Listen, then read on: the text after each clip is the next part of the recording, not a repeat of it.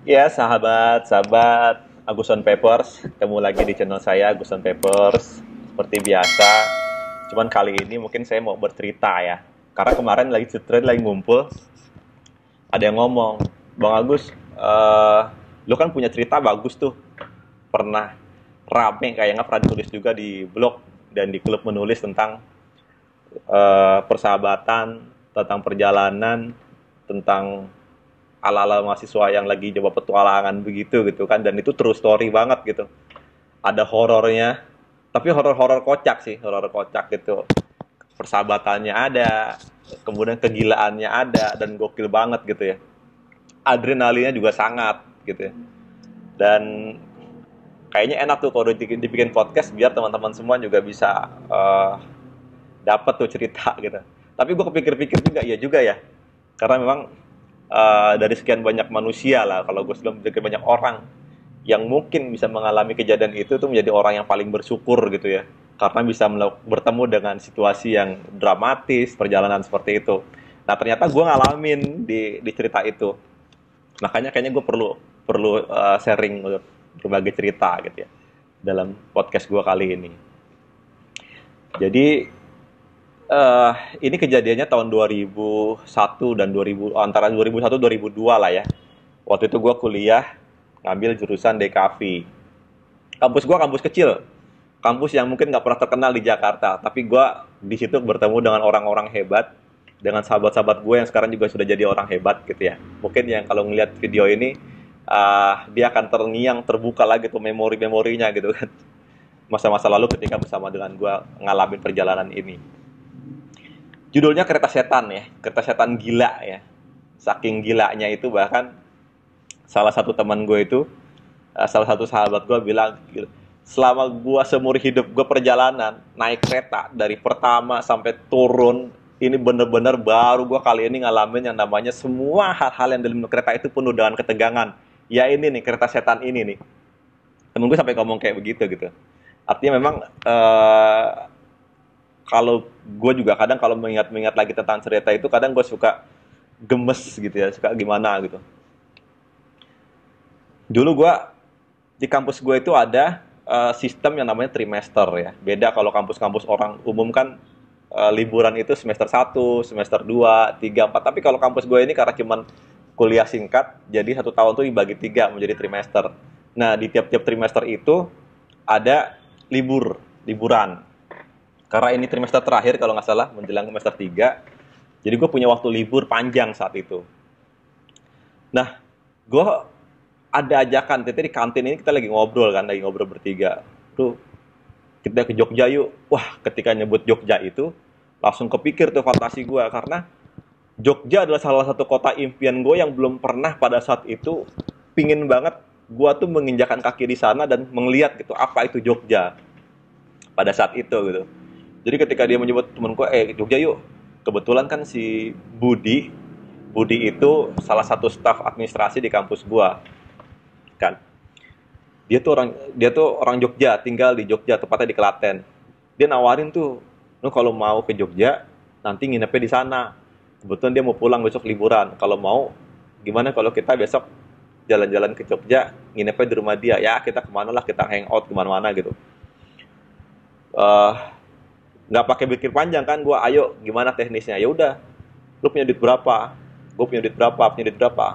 Nah kondisi gue itu, terus terang gue itu kuliah sangat nggak memberatkan keluarga ya, nggak memberatkan orang tua juga, banyak banyak biaya-biaya kuliah itu yang gue cari sendiri gitu kan. Akhirnya teman, karena gue saking pinginnya ke Jogja pada saat itu, gue sampai minta ke almarhum bokap gue gitu kan.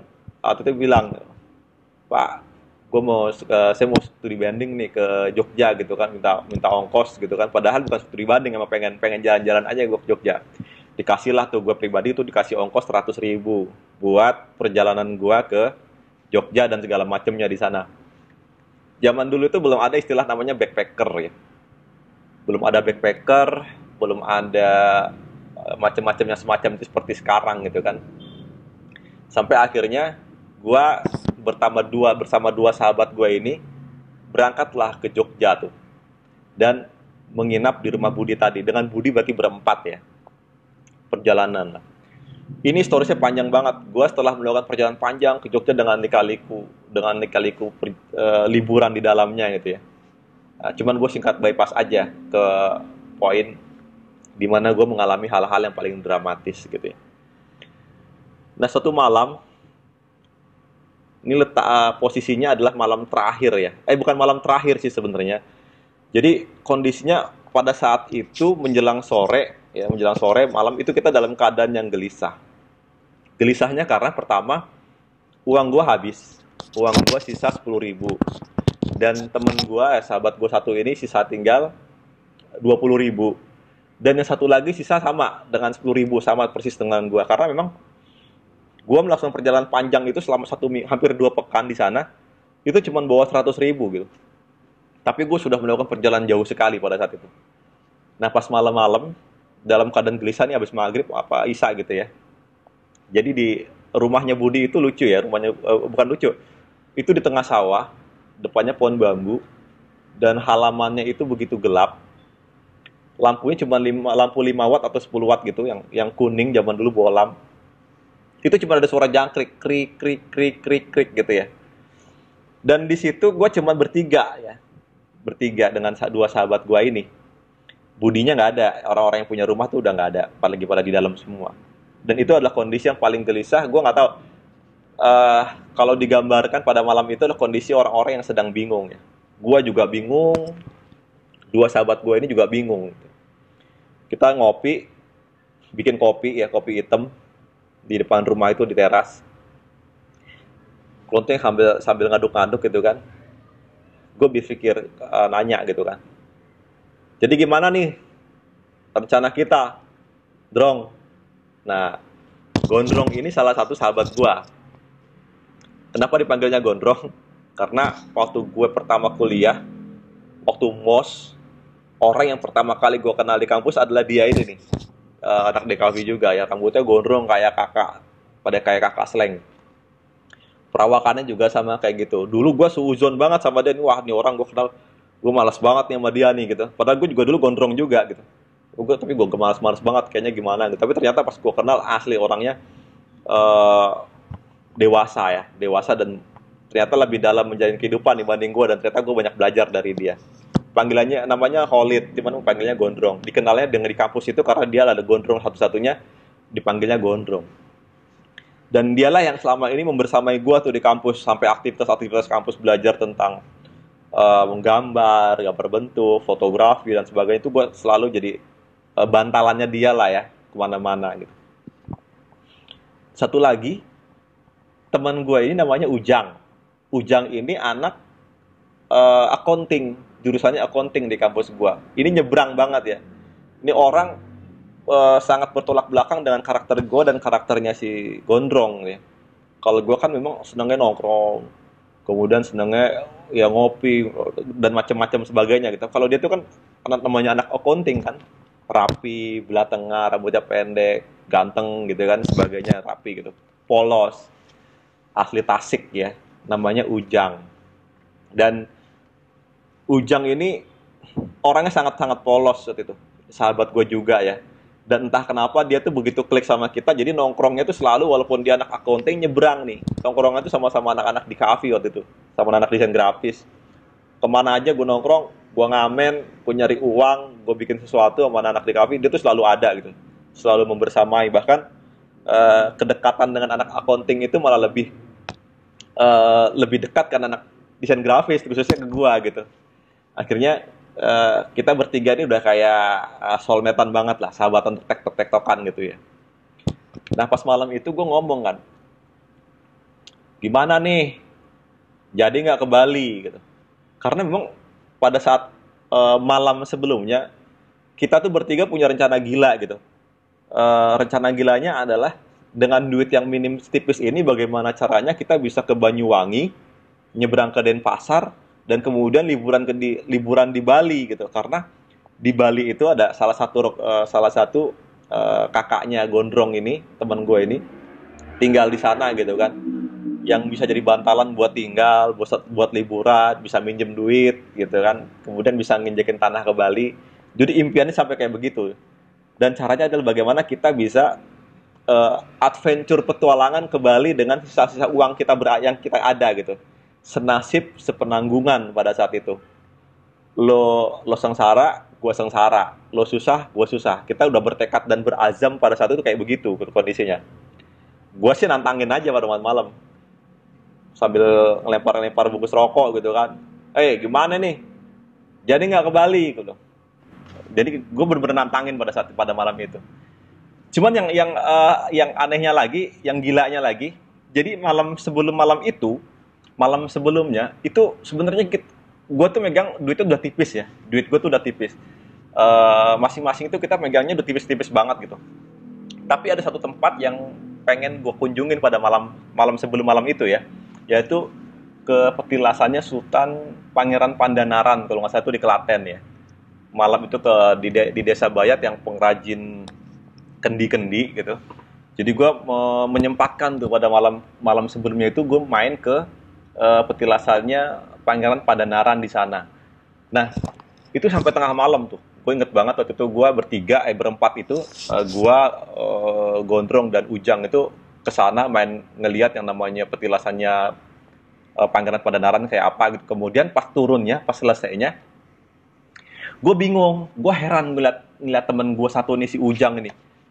Kok dia nenteng-nenteng kendi, dia nawar-nawar kendi, terus udah gitu sambil ngerokok, plus plus plus plus gitu kan. Gaya tuh nyantai banget, asik, nyantai banget. Gue bilang, Jang, gue dalam hati gue, wah nih anak bohong nih. Bohongnya apa? Ini pasti masih punya duit banyak nih di kantongnya. Dia bohong sama gue kalau nggak punya duit, tapi katanya mungkin punya duit gitu. Karena gue ngeliat dia dari jauh, gue ngeliat, wah ini orang beli kendi nih, beli rokok lagi. Padahal yang gue tahu duitnya tuh tinggal, kalau nggak salah tinggal 20 ribu atau 25 ribuan gitu ya. Udah tipis banget gitu, pokoknya udah tipis banget gitu. Akhirnya gue samperin tuh malam itu, pas malam sebelumnya, gue bilang, weh, bohong lo ya, gue bilang gitu. Lo kok bisa beli kendi, bisa beli rokok, kata gue. Ampun Kang Gusrak, beneran ini mas uang saya sisa nih. Dia ngeluarin duit kantong itu, tuh tinggal 10 ribu, gitu kan. Saya kapan lagi bisa mau sampai ke Desa Bayat, dan kapan lagi saya punya kendi, kata gitu, punya cenderamata gitu kan. Jadi manggil gue tuh Gusrak ya. Manggil gue Gusrak karena emang dulu panggilan gue tuh di kampus Gusrak ya. Itu ceritanya lagi tuh kenapa gue dipanggil Gusrak, karena gue tuh cenderung orang yang paling pecicilan di kampus ya. Jadi kalau setiap gue duduk atau ngapa-ngapain pasti gue ada barang yang jatuh, ada yang berantakan, atau ada yang gerubak gitu. Makanya gue suka dipanggilnya Gusrak gitu di kampus. Nah, dia manggil gue tuh Kang Gusrak. Ampun Kang Gusrak, temenan saya mah beneran ini. Nih, kalau nggak percaya nih, saking polos ada yang ngeluarin gitu kan. Nih Kang, uang saya tinggal 10 ribu. Saya kapan lagi punya kendi, katanya gitu. Kapan lagi saya punya kesini tuh dapat oleh-oleh, katanya. Ya bener emang ternyata dibilang dia ngeluarin kendi, dia bayar, mungkin dipikir buat oleh-oleh gitu kan. Dan dari situ gue kepikiran juga kan, nih anak berani beli kendi nih, berani ngepres duitnya gitu kan, dan bisa buat berjanjian. Akhirnya gue kegoda juga kan tadi senasib sepenanggungan ya, lu sengsara gue sengsara gitu kan. Akhirnya gue kebeli kendi juga tuh. Sisa duit gue, yang tadinya gue masih megang 25 ribu, gue beli kendi karena kendinya murah banget, 2.500 tuh dapat kendi, 10 ribu tuh dapat kendi banyak gitu. Gue cari aksesoris kendi yang bagus, gue beli kan. Jadi masing-masing, ketika gue beli kendi, si siapa Ujang beli kendi, gue beli kendi yang unik tuh, kendinya tuh khas Bayat gitu, Desa Bayat. Ngelihat gue beli, si Gondrong ikut beli juga tuh kendi. Jadi bertiga-tigaan gue beli kendi yang ngabisin duit tuh men ya. Ya, jadi gue bener-bener berazam tuh. Duit lo tinggal berapa? 10 ribu. Duitku tinggal 10 ribu, dia tinggal 20 ribu. Nah, sampailah di malam yang terakhir ini kan, gue bilang, si siapa namanya, Gondrong, pas mau ke Bali dia bilang, ya gue sih ayo aja. Karena namanya kita udah tekad, masa ya gue nggak jadi gitu. Nanti gue coba kontak-kontak atau gimana caranya kita cari wartel bisa ngubungin ke sana ke kakak gue biar dijemput di mana gitu kan. Pokoknya kita sampai ke Bali gitu. Lo gimana Jang? Aku tanya gitu kan. Nah si Ujang ini lagi pusing banget tuh, ngerokok gerklus, emang apa namanya, ngerokoknya agak kuat waktu dia gitu ya. Aku bilang, aduh Kang Gusrak, saya kayaknya punten saya nggak bisa ikut, saya kayaknya mundur Kang. Saya mundur, saya ingat tugas akhir saya sama dosen pembimbingnya dia tuh buat tugas akhir tuh, accounting kan. Saya minta maaf Kang, saya pokoknya pulang aja nggak apa-apa. Kang Gusrak sama Kang Gondrong jalan terus aja nggak apa-apa. Saya mah pasrah. Insya Allah juga Gusti Allah pasti akan bantu saya pulang sampai ke Jakarta katanya gitu. Jadi dia mundur nih. Akhirnya karena ada kertas kan, tempo kan, lu gimana sih lu? Katanya nasib perjuangan gitu kan. Ah, Ampun Kang Gusrak, pokoknya saya beneran gak bisa ikut. Saya mundur, saya jadi kangen sama dosen saya katanya gitu. Buat nyelesain tugas, kayak bimbingan. Nah karena ini emang si Ujang ini, gue juga heran, gue jadi gampang terpengaruh sama nih anak nih, karena polosnya kan. Akhirnya gue terpengaruh juga gitu ya. Dia mundur, ya otomatis lah, gue bilang, gimana Lid? Gitu selalu, kata gitu. Kalau gue ke dia pasti ngebantalinnya ke gue lagi gitu kan. Ya udahlah, masa iya gue ngebiarin dia terlunta-lunta ngegembel-gembel di jalan buat sampai ke Jakarta gitu kan, sedangkan kita ke Bali enak-enakan gitu. Ya udah, gue balik. Lu? Ya udah gue balik, lu balik gue balik. Jang, kita balik aja ya. Aduh, Persib Kang, Persib gitu gitu. Jadi dia kalau kalau ngomong yang setuju-setuju dia ngomongnya selalu Kang, Persib gitu. Kalau ngomongnya jelek ya, kalau yang nggak setuju atau pengen bantah-bantahan, Kang, punten Kang Gusrak, Kang Gondrong, punten maaf Kang, saya nggak bisa gitu. Tapi kalau oke, Kang, Persib gitu. Nah itu Ujang tuh. Gue jadi kangen sama dia tuh asli. Nggak tahu dia di mana sekarang. Nah terus gue ngomong kan, oke kalau gitu sekarang kita pulang ke Jakarta, tapi satu syarat, gue nggak mau pulang ke Jakarta minjem duit sama Budi atau ngerepotin sama keluarga ini nih yang belakang gue ya, tempat gue nginep, karena gue udah ya tidur tidur tinggal tidur, makan tinggal dimasakin apa segala macam, kopi disediain, rokok kadang suka dibeliin, itu udah nyusahin banget tuh tinggal di sana selama liburan gitu kan. Akhirnya gue mutusin, pokoknya kita ke Jakarta naik kereta, gimana caranya harus sampai ke Jakarta, dan kita nggak bisa ngerepotin keluarga ini lagi buat apalagi minjem duit. Gue malu kalau gue minjem duit lagi Lid gitu. Drong, kita harus tahu diri lah, udah nyusahin minjem duit juga gitu. Gimana Jang? Aduh, siap Kang, pokoknya saya ngikut Kang Gusrak, mau gimana caranya saya ngikut Kang Gusrak, pokoknya pulang ke Jakarta gitu. Pulanglah kita tuh, sepakat nih bertiga, salaman, oke kita pulang ke Jakarta gitu kan. Nah itu si Gondong ngomong, Srak, komandannya lu aja ya, kenapa harus gua, kata gua. Ya lu kan yang tiap tahun pulang kampung, naik kereta lagi, lu pasti apal banget seluk-beluknya kereta kan, dibanding gua, katanya. Gua kan ya emang kalau nggak di Jakarta jarang pulang kampung, apalagi naik kereta, gua kan bisa naik bis gitu. Lu kan saban saban tahun pulang kampung naik kereta tuh. Ya gampang lah kata gue ya, pokoknya nanti sama-sama aja, kalau ada masalah apa-apa nanti kita kita hadapin bersama-sama aja gitu. Lu kan berangkat sama-sama ya, pulang harus sama-sama. Oke, sepakat, deal, kita pulang ke Jakarta naik kereta gitu kan. Akhirnya ngabisin kopi lah kita malam itu, eh, ngabisin rokok juga waktu malam-malam itu dulu. Akhirnya kita masuk tuh ke, matiin lampu udah malam gitu kan. Naik ke dipannya tuh, jadi kita tidur di atas dipan kayu bertiga-tiga, jadi kalau gue miring miring ke kanan tuh bunyi kreket kreket gitu, kalau gue miring ke kiri kreket kreket gitu. Gue tidur di dipan kayu itu gitu malam-malam kan, sambil mikirin besok ke Jakarta. Gue mikirin tuh naik apa ya, duit tinggal 10.000 kata gue kan. Miring krenget kreket, jadi setiap miring tuh bunyi di kemana bunyi kreket kreket gitu kan. Terus kata si Kang Ojang, Kang Gusra kenapa sih kresek-kresek? Gue bilang juga, lu juga kresek-kresek, bodol gitu. Si bilang, lu pasti lagi pada mikirin ya, sama-sama kita mikirin ya. Akhirnya gue bertiga-tiga tuh di pon tuh timpuk-timpukan kan. Karena ternyata yang mikirin bukan gue doang, bertiga tuh sama-sama mikirin kondisi buat besok gitu, kayak apa gitu kan.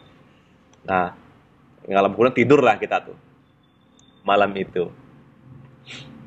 Besok paginya tuh ceritanya biasa lah, bangun pagi, sarapan pagi. Nah kalau makan pagi tuh kalau di rumah Budi tuh, gue makan di meja makannya di kayu. Yang masakin adenya namanya Lastri ya. Lastri itu bukan adanya Budi sih. Lastri itu dulu ponakannya atau siapanya lah ya. Pokoknya tinggal di situ. Sorry sorry, gue lupa adanya ya, adanya Budi. Eh, Perempuan itu parasnya ya cantik lah dan baik banget pada saat itu, baik gitu. Dan dialah yang setiap hari masakin kita bertiga nih, yang nyediain rokok, yang nyiapin kopi, yang nyiapin masakan pagi gitu. Dan khas orang-orang Klaten, orang-orang Solo itu kan ngomongnya lembut-lembut gitu. Kalau pagi tuh, iki mas, iki loh mas masakannya mas gitu. Aduh maaf, iki nggak bisa ngasih apa-apa, cuma tempe gitu. Pokoknya lembut banget gitu. Dan gue setiap kalau pagi sama malam sore menjelang makan tuh suka lirik-lirikan gitu sama Sil, sama Gondrong, sama Olik gitu. Lastri masak lagi, Lastri masak lagi gitu. Jadi emang Lastri itu waktu itu istimewa banget pas pagi. Akhirnya kita makan tuh bareng di meja. Gua, Lastri juga, Budi juga, ada Gondrong, komplit lah pada pagi itu di sana. Akhirnya gue ngomong, menyempatkan diri kan gue ngomong, Bud, sorry, gua sebelumnya mau nyampein juga minta maaf kalau kayaknya mungkin ini terkesan mendadak ya. Kayaknya gua harus pamit hari ini, mungkin nanti sore ke Jakarta. Jadi gua nggak berlama-lama lagi gua ada di sini untuk liburan. Terus kemungkinan gue naik kereta bud. Jadi gue minta maaf kalau misalnya nanti maling gue bakal ngerepotin, minta tolong anterin ke stasiun gue, Olit sama Ujang kata gitu. Kata Budi, loh kok dadakan begini, kata kita. Ya duitku udah habis put, udah tipis, nggak mungkin lah kalau gue lanjut begini, kayaknya nanti malah jadi masalah. eh Aduh gimana ya, eh naik kereta ya. Iya, gue rencana mau naik kereta ke pulang ke Jakarta. Tapi gimana? Oh tenang bud, tenang tenang. Lu nggak usah mikirin ongkos. Gue bilang gitu kan aku. Lu tenang aja, lu nggak usah mikirin ongkos. Dan gue udah gue bertiga udah bertekad nih. Gue akan pulang ke Jakarta dengan sisa uang yang ada. Tapi insya Allah lu nggak usah mikirin. Gue pasti sampai ke Jakarta. Gue bilang gitu. Kata si Budi, temenan. Iya temenan. Aku mesti teko nih Jakarta. Insya Allah. Wah mantep tuh gue ngomong kayak begitu. Ya wis, ya udah kalau gitu nanti aku tak panggil teman-temanku buat nganterin pakai motor ke stasiun Klaten ya. Stasiun Bayan, stasiun Klaten ya tuh, stasiun Klaten. Akhirnya selesai lah makan ya. Selesai makan, siang itu menjelang siang tuh gue pamitan ke seluruh lingkungan yang tadi ya kemarin gue suka tongkrongin ya, ke keluarganya Budi, ke tetangga-tetangga. Pamitan, wah saya pamit mau ke Jakarta mau pulang. Kok buru-buru sekali? Iya dadakan ada kegiatan. Pamitan tuh gue semua siang. Nah pas makan siang pamitan lah tuh gue sama Lastri ya. So, karena lagi habis makan siang gitu kan ngumpul. Dia Lastri, masnya pada pulang ya. Dia Lastri jangan kapok gitu. Kalau misalnya Dia Lastri kangen, ini mas-masnya minta maaf gitu. Apalagi saya. So, itu gue ceritanya gombal-gombalan dulu, namanya zaman kuliah kan. Ada ada cewek waktu itu, apalagi baik banget tetap tinggalnya gitu. Oh ya udah apa-apa mas, lah wong biasa namanya juga tamu, kata Lastri kan kayak gitu. Iya, gue manggilnya Delastri manggilnya. Iya Delastri, ini ada kenang-kenangan buat Delastri. Gue ngasih waktu itu waktu lagi zaman-zamannya eh, pensil yang ada apa? Ada anyaman-anyaman jeraminya di Jogja tuh kan suka ada seperti kayak gitu, gue kasih. Mas nggak bisa ngasih apa-apa dek, ini buat Dek Lastri, buat kenang-kenangan. Pas gue lagi ngomong kayak gitu, gue ditimpuk pakai pakai bungkus rokok sama si Gondrong. Tuing, gitu, peletak gitu. Oh, ngapa lu? Lastri, lu jangan mau tuh digombalin gusrak lu. Lu kayak gitu-gitu tuh udah gombal-gombalan gila tuh gitu-gitu. Lu jangan dengerin. Gondrong sewot gue ngomong kayak begitu kan. Kata Lastri, ya udah apa-apa Thomas lah namanya juga apa namanya ya perhatian sama Lastri katanya gitu tuh. Gue langsung balikin lagi, gue timpuk lagi tuh si Gondrong tuh plak gitu kan. Tuh dengerin, ini orang kalau lagi lagi pendekatan begini gitu. Ah, lo kalau sama Gustrak sengsara lo, Tri. Gue bilang, gue kasih tahu aja lo kalau sama Gustrak sengsara. Lo dia tunggakan aja banyak kata gitu. Gue bercanda sampai kayak begitu kan. Akhirnya eh, siang pamitan lah ya. Dan ternyata kehadiran gue bertiga ini eh, menjadi kehadiran yang berkesan buat Lastri gitu. Makanya pas terakhir gue packing semua packing, gondrong packing, bujang packing gitu kan. Sampailah tuh jam 2 siang, gue pamitan buat karena keretanya kan jam setengah 4 sore. Jam 2 gue pamitan lagi tuh. Semua keluarganya gue saleman, gue cium tangan. Nah, pas pamitan sama Lastri, nangis. Dia nangis kan. Gitu. Yo, belajar ya pintar ya, Dek. Ini mas-masnya pamit. Mohon maaf kalau ada salah. Mas jangan kapok ya, Mas. Kapan-kapan merenya lagi main ke sini gitu-gitu. Akhirnya ya artinya kalau sampai kayak gitu kan kehadiran gue bertiga kan meninggalkan kesan ya kan gitu. Akhirnya ya udah setelah pamitan naiklah tuh bertiga motor. Gua diboncengin Budi, Gondrong diboncengin temennya, satu lagi Ujang temen tiga. Pas banget gua ketemunya Budi. Berangkatlah tuh gue dari desa Bayat ya, desa tempat gua tinggal di Klaten itu namanya desanya gue namanya gue lupa tapi dekat dengan desa Bayat. Berangkatlah gue ke stasiun Klaten, naik motor sama Budi kan. Bud, sorry ya, mau sambil naik motor ini, wah lagi angin-anginan gitu. Bud, sorry banget ya, gue ngerepotin banget gue di rumah lu. Udah, kata Budi, gak apa-apa, slow aja, namanya juga kita apa namanya anak muda kan harus begini katanya. Sambil nyetir tuh dia tuh. Cuman aku yang minta maaf iki, nggak bisa nalangin sampean gitu. Tiket, ya nggak apa-apa Bud, gue juga kan tahu diri, gue ngerti lah.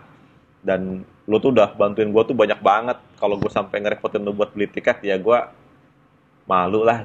Tapi tenang aja Bud, pokoknya gue sampai ke Jakarta. Lu doain aja. Pokoknya gue sampai ke Jakarta bukan sampai ke kantor polisi, gue bilang gitu. Jadi dia ya udah, insya Allah gue percaya sama ya pokoknya kalau sampean sih ngomong ya pokoknya tenan percaya aku gitu. Ambil naik gitu. Jam setengah tiga lah kira-kira setengah tiga sore sampai lah tuh gue tuh bertiga di stasiun Klaten. Gue turun dari motor di stasiun Klaten ya, gue turun dari motor. Gak lama kemudian Gondrong datang, Ujang datang. Tahu nggak apa yang gue lihat waktu itu di stasiun? Itu tulisan gede banget. Bannernya kalau nggak salah gede lah pukulannya. Barang siapa yang kedapatan menumpang ya menaiki kereta tanpa karcis akan dikenakan denda 10 kali lipat dari harga karcis. Itu gede banget. 2001 tuh udah ada spanduk kayak begitu walaupun tiketnya ini ya. Tiket bolong-bolong gitu. Akhirnya gua jiper tuh ngeliat itu. Langsung down nyali gua. Wah. Gede banget tulisannya. Ya gimana? Katanya udah nyampe sini udah setengah jalan, masa mau balik lagi, malu lah gua katanya gitu. Aduh, pokoknya ada pun aja bodo tangkep udah bodo amat katanya gitu kan. Ya udah, pokoknya segala sesuatunya instruksi dari gua. Kalau lu jangan sampai mencar-mencar tanpa instruksi, kita terpecah-pecah di situ gitu kan. Iya, pokoknya gua nurut sama lu kata Gondrong kata gitu. Pokoknya gua nurut lu suruh gua tidur kayak suruh ngapain gua bakalan nurut katanya. Pokoknya lu komandannya. Nah, ya udah akhirnya kita sepakat tuh kayak begitu kan. Sambil ngobrol, sambil ngopi-ngopi, sempat ngerokok-ngerokok, nunggu kereta datang gitu kan. Persis jam 3 tuh kereta datang tuh. Wah, pas kereta datang deg-degan gue. Deg-deg, deg-deg, deg-deg. Lo kebayang kan bagaimana memulai perjalanan skenario jadi gini skenarionya adalah gua bakal menghadapi kondektur dan masinis. Gua akan langsung ngomong ketemu dengan kondektur, gua akan ngomong kalau gua adalah mahasiswa yang sedang studi banding ke Jogja sampai ke Klaten, gua ketinggalan rombongan ya, rombongannya udah balik ke Jakarta, gue ketinggalan dan gue kehabisan uang dan gue minta pertolongan kepada masinis dan kondektur untuk bisa menumpang kereta sampai ke Jakarta. Itu skenario gue yang ada di kepala dan gue disampaikan kedua orang teman gue ini ya, ke Gondrong sama si Ujang. Kata gue, pokoknya nanti ketika gue bertemu dengan kondektur, ketika gue ketemu dengan masinis ya, pokoknya petugasnya itu, petugas karcis, dalam hitungan yang satu, dua, tiga, kita diri bareng-bareng dan gue ngomong langsung bareng-bareng gitu. Jadi kita hadapin bareng-bareng. Oke, deal. Kita hadapi bareng-bareng. Wah, gue kan semangat kan kayak gitu kan. Jadi kita akan ngadapin kayak gitu tuh bersama-sama. Kebuka tuh pintu kereta tuh. Cies. Sebelum masuk, gue analisa dulu kereta gerbong 1, gerbong 2, gerbong 3, gerbong 4, gerbong 5, gerbong 6. Nah, yang dua orang temen ini udah nanya dulu, udah nyenggol-nyenggol gue nih. Naik gak? Sebentar. Gue lihat dulu gerbong 1, kepala, gerbong 2, ketiga. Nah, gue lihat di gerbong ketiga ini, gerbong kedua ya. Ketiga, sorry. Gerbong ketiga ini gerbong restorasi, gerbong office, ya buat masinis-masinis dan kondektur. Gue bilang, nah, gerbong 3, lu naik, kita langsung gerbong 3. Gitu. Jadi gue langsung naik kereta, gue langsung menuju lorong-lorong, gue tarik nih dua orang di belakang gue tuh langsung menuju ke gerbong ketiga. Terus nanya kan, kemana sih Kang? Udah ikut aja, pokoknya ikut gue ikut tuh. Masuklah gue ke gerbong, ke lorong-lorong, dari gerbong-gerbong, akhirnya sampai ke gerbong office-nya tuh. Di gerbong restorasi pada saat itu. Di gerbong itu ada ruang petugas, ada ruang ganti, ada ruang gudang, ada restorasi, kalau nggak salah di depannya ya. Di situ. Langsung gue putusin, oke, kita stay di sini. Di ruang petugas tuh. Kata si Ujang, wah, Kang Gusrak, gila Kang Gusrak. Ih, mata bunuh diri. Masa kita di sini, katanya gitu. Aduh, saya mah gimana ini Kang? Saya mah nggak, bingung saya Kang, kata gitu. Kata si Gondrong juga sama. Wah, Serak, lu udah gila Serak. Masa kita di sini di WC kek, di gerbong belakang kek, di pintu kek, masa lu di sini kan bunuh diri namanya. Udah lu diem aja pokoknya. Ketemu masinis, ketemu kondektur, kita hadapin bareng-bareng. Justru kalau begini, nggak ketemu ngumpet-ngumpetnya, kita bakal ketemu bareng-bareng nih. Kita hadapi bareng-bareng, jadi nggak ketahuannya kita kayak mahasiswa benar-benar, bukan mahasiswa yang ngumpet-ngumpet, apalagi sampai ngintip ngumpet-ngumpet di kamar mandi gitu kan. Akhirnya duduklah tuh gua tuh, tau nggak lu, gua tuh bertiga ya, semuanya, jadi gua bertiga tuh bawa kendi, Gondrong bawa kendi, Ujang bawa kendi. Jadi gua di gerbong restorasi tuh gua sambil melukin kendi tuh, kalau begini nih, kendi gitu. Akhirnya sampai di situ di lorongnya, gue jongkok kan, udah duduk. Wah, hati gue tuh deg gitu kan. Wah, deg gitu. Akhirnya pintu ketutup tuh. Treng. Wah, kereta jalan. Wah, pas kereta bergerak makin deg-degan gue tuh. Wah, tapi gue berusaha tenang kan. Gue berusaha gimana caranya menenangkan pikiran, menenangkan diri. Sampai kemudian masuklah beberapa stasiun lewat gitu ya, menuju ke mana, Lempuyangan itu, Klaten, dan terus Kulon Progo gitu kalau nggak salah ya, saya ingat gua waktu itu.